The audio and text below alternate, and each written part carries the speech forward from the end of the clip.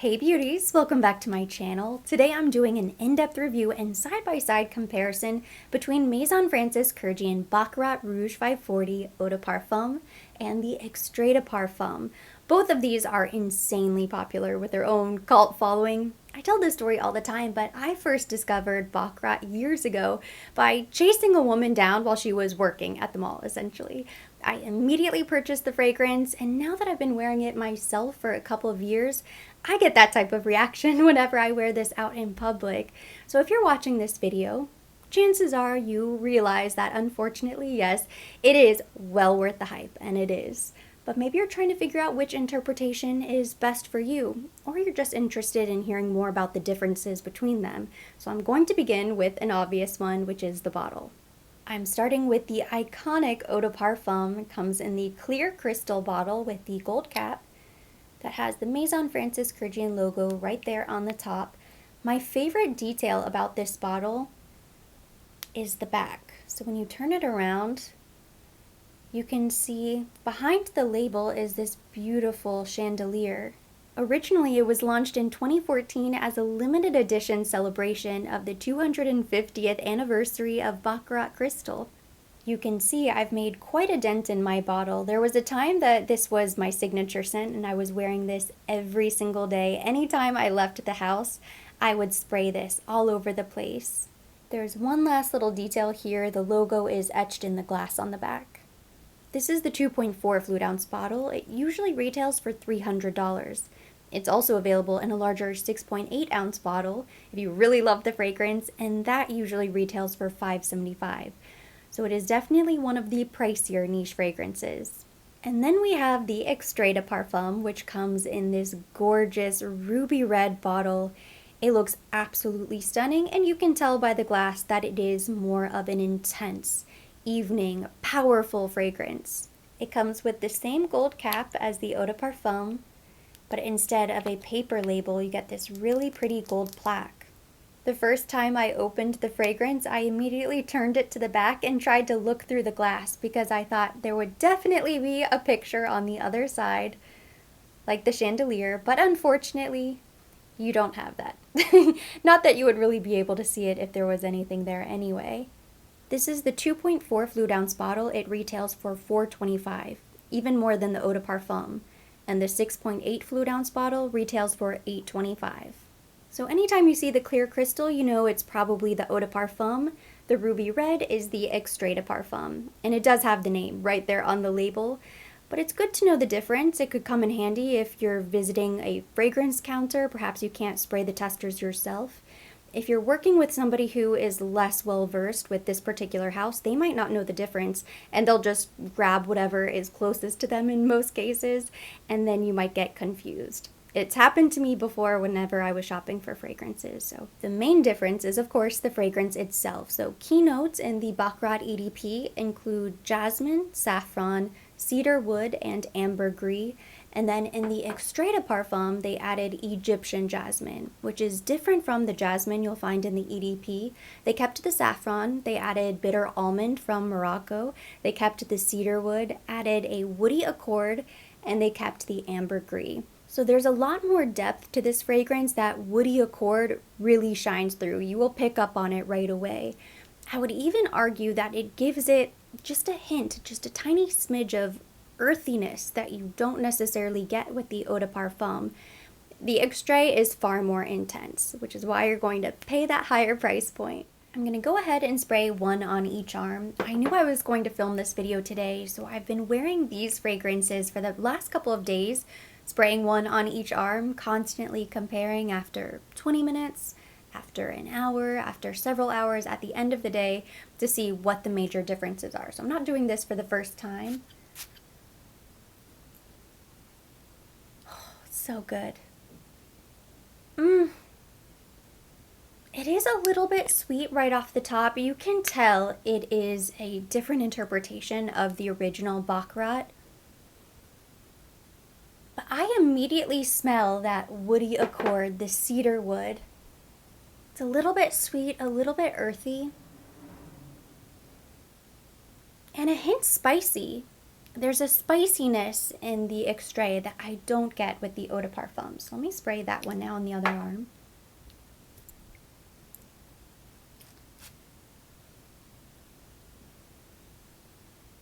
So good. It's so hard to beat the original. It's a classic. And I was lucky enough to take a masterclass with Francis Kurkdjian himself several years ago now at this point, but he came down to Miami. It was when they were launching Gentle Fluidity Gold and Silver, and they had an incredible masterclass where they went through all of the notes, and it was kind of a discovery masterclass with those fragrances. One of the best experiences I've ever had learning about fragrances.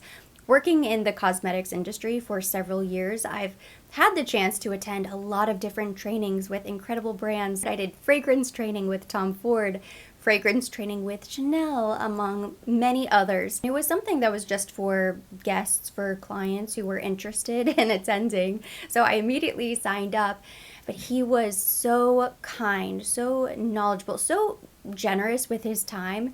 He made sure that everybody exhausted all of their questions. He stayed late and took his time with every single person. But my point is that, of course, people were asking a ton of questions about Baccarat and how he came to create the fragrance, since it is the most popular. I'll never forget, someone in the class pointed out that they thought it smelled like cotton candy and they loved it. And he clarified that that cotton candy smell that you pick up on with the original EDP is the vanilla sugar note. Vanilla is such a common note found in so many different fragrances, but there are different kinds of vanilla and it totally changes the scent. So the vanilla sugar is what gives it that candy, cotton candy sweetness. You really get that in the EDP, less so in the Extrait de Parfum. That might be a turn on or a turn off for you. So if you're not a huge fan of the cotton candy, maybe try the Extrait instead. And if you do love that sugary sweetness, the Eau de Parfum would be right for you. Okay, so I've had these on my arm for a couple minutes now. The top is starting to dissipate. Heaven. The Eau de Parfum is so beautiful. It is so special. When I did my full unboxing and review, I said it was the best women's fragrance of all time. Just incredible, a league of its own. Since then, that was a while ago now, I have discovered so many new niche fragrance houses, different perfumes, and I would say it is still probably a top 5, maybe even a top 3, potentially a top 2. It is hard to beat Baccarat. And something I never really noticed before, and you probably wouldn't pick up on unless you were comparing this side by side with the Extrait, is that it does have a little luminosity to it. It's not very heavy. It's kind of light and there's an airiness to it. The sweetness is starting to subside, you can tell. And that cedar wood is kind of peeking its head out. Just a really beautiful fragrance. And then over here on the Extrait side, it smells so, so rich, very different from the Eau de Parfum. And you do pick up on the cedar wood in that woody accord, but it just smells very intense, like those notes are heightened. I can barely pick up on anything because this is just so dominant between the two. If you love something that's a bit more bold, intense, spicy, woody, the Extrait. If you like something a little bit sweeter that still has a bit of brightness, the Eau de Parfum. Now, the lasting power on both is incredible. Before I even tried the Extrait, the Eau de Parfum was one of my longest wearing fragrances. And some people tell me that they go nose blind to it. After a couple hours, they can't really smell it on themselves anymore. I wonder if other people can smell it on you, because I've heard it said that if you can no longer smell the fragrance on yourself, that's because it works really well with your chemistry. So you can't pick up on it, but other people can. Now, I don't know if all of that is true, but I can tell you from my personal experience, anytime I have worn Baccarat Eau de Parfum, it lasts for days. Days on my clothing, it gets into my hair, it gets on my pillowcases, and it will still be there lingering days later. So I cannot understand. It always blows my mind when people say that it doesn't last on them. Not only can I still smell it on myself hours later, but I know other people can still smell it hours later. And I think that's probably why I wanted it to be my signature scent for such a long time. It was just such an easy, perfect go-to fragrance to grab anytime I had somewhere to be. And I'm talking prior to the pandemic, anytime we went out for date nights, for special events, anytime I was meeting up with girlfriends, I would always grab Baccarat because it gave me that boost of confidence. Like, I know I'm going to smell great all night long. I hate it when I try something different, I step out of my comfort zone and I wear a new perfume for the evening, and before I even get to my final destination, I can barely smell myself. Because then I know if I can't smell it, nobody else is really going to pick up on it, and then what's the point? I feel like I wasted the opportunity. Like, I should have just worn Baccarat Rouge 540 to begin with.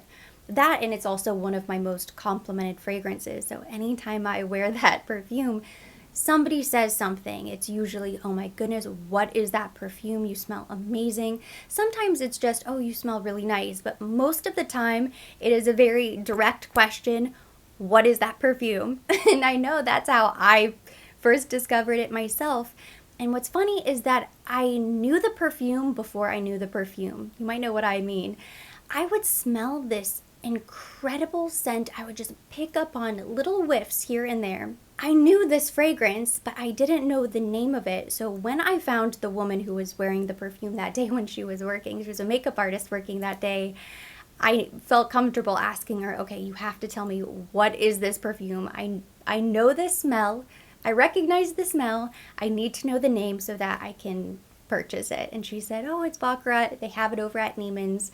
I went on my break to smell it myself. Fell in love, went home, and I purchased immediately. No regrets, even though it is very expensive.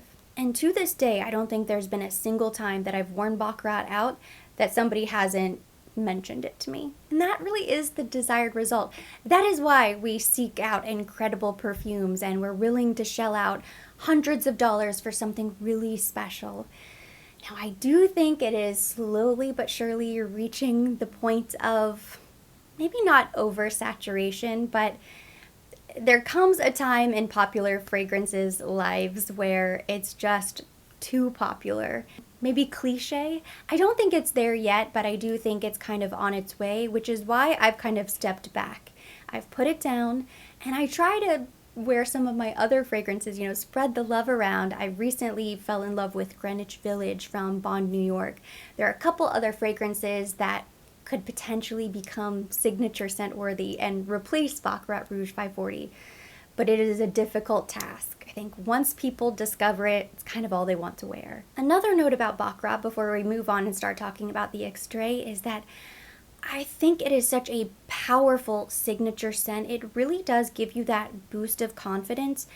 And I think it is perfect to wear for just about any occasion. It's a seasonless fragrance. I think you could wear this spring, summer, fall, winter. You're wearing it because it creates a mood and it is just the ultimate final accessory for your outfit. You're not wearing it because you want to smell like a fresh daisy for spring. It can be pretty strong depending on how much you spray, so I'm not sure it is office appropriate. I guess it depends on your office. And I am speaking hypothetically. I know most of us are working from home or remotely. I think if you are the boss, if you're a manager, if you aspire to be the boss or a CEO manager, I think you can basically do whatever you want anyhow, but I think that is the perfect power suit fragrance for a man or a woman. I don't think it is a great bridal fragrance. It's just not that type of mood, in my opinion. So maybe that would be the one occasion. Well, there's probably a couple of occasions that I would say it would be inappropriate, just not the right perfume. For the most part, you can wear it anytime, any place. You're going to draw a crowd, get a reaction, turn heads. It's a showstopper fragrance. People are going to be drawn to you. They'll just want to get close to you just to smell your perfume. The Extrait de Parfum, on the other hand, is a totally different beast. You can tell they are related, they live in the same neighborhood, but the Extrait de Parfum is just so much deeper. It is so much more intense. I would personally not feel as comfortable wearing this during the day. I think it should be reserved for evenings, special occasions, date nights. That is the perfect place to wear a fragrance like this. Now the Extrait kind of smells like a sweet, spicy wood. It's really beautiful, very sensual, but because it is so deep and it's much woodier, I find the Extrait to be a bit more masculine and the Eau de Parfum to be a bit more feminine. Now, both fragrances are unisex. Anybody can wear whatever they want. Don't let that deter you or upset you. It's just my personal opinion. I think a man would smell incredible in both, and a woman would smell incredible in both. It's only when I'm comparing them side by side that would be one noticeable difference. One leans a little bit more one way versus the other. Something I've noticed every time I wear the Extrait de Parfum is that the sweetness does return, but it takes a couple hours. You get it immediately and then it subsides and you get all of the woody notes.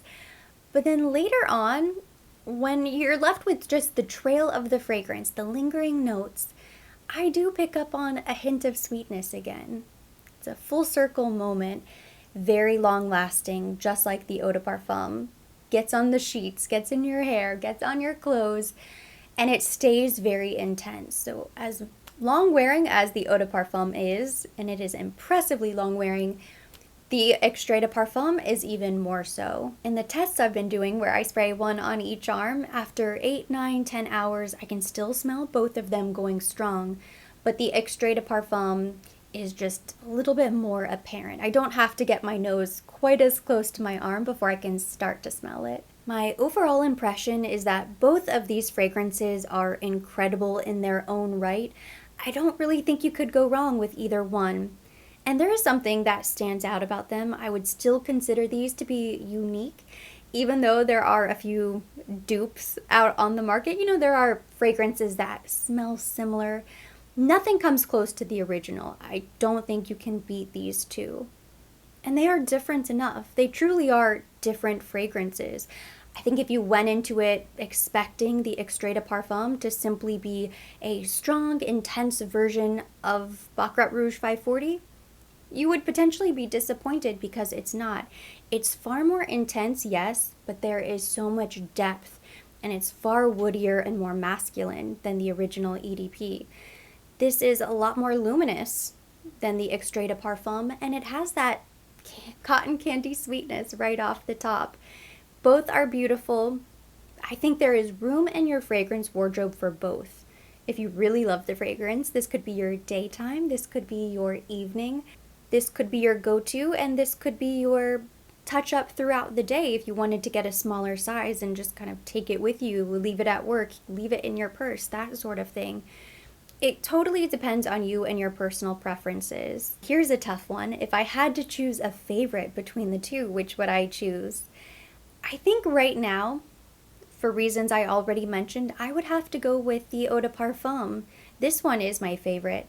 You can definitely tell how much I like it because I've put quite a dent in it. I just haven't worn this out as much. I do really like the fragrance. And because it is a little bit woody and a little bit more masculine, it just doesn't really speak to me the same way this one does. Now, I want to hear from you guys. Sound off down below. Let me know your thoughts on both of these fragrances. Do you love them? Do you hate them? Are you sick of them? Do you think they have reached the point where they're just not that special anymore? And if you do believe that is the case, you have to let me know what your new favorite fragrance is. I know there is so much hype and buzz built up around these fragrances, but it's for a good reason. If you are interested in purchasing any of these fragrances, I do have an ongoing coupon code now with Twisted Lily Fragrance Boutique. They're based in Brooklyn, New York. They have an incredible, extensive website filled with niche fragrances, including Maison Francis Kurkdjian. So you can get 10% off your order of the Eau de Parfum, the Extrait de Parfum, any of the other fragrances on their website. If you use the code Erin10 at checkout, I recommend checking them out because they have an extensive list of really exclusive, hard to find fragrances. They have a lot of discovery sets, and you can even purchase samples from any of the fragrances that maybe you've heard about but you didn't want to blind buy online. I think that's really genius, so I have added so many little samples to my shopping cart. and a couple fragrances, but I know I want to pick up the samples first. That way I can test them out before I purchase. Anytime you can save some money, it's worth it. So I will be sure to link Twisted Lily Fragrance Boutique and the coupon code down in the description box. That completes today's comparison. Thank you so much for watching. Hopefully you enjoyed it. If you did, give it a thumbs up. Leave me your comments, questions down below. As always, I will be linking everything mentioned, everything on my face down in the description box for your convenience. And for more videos like this, don't forget to subscribe and hit the notification bell.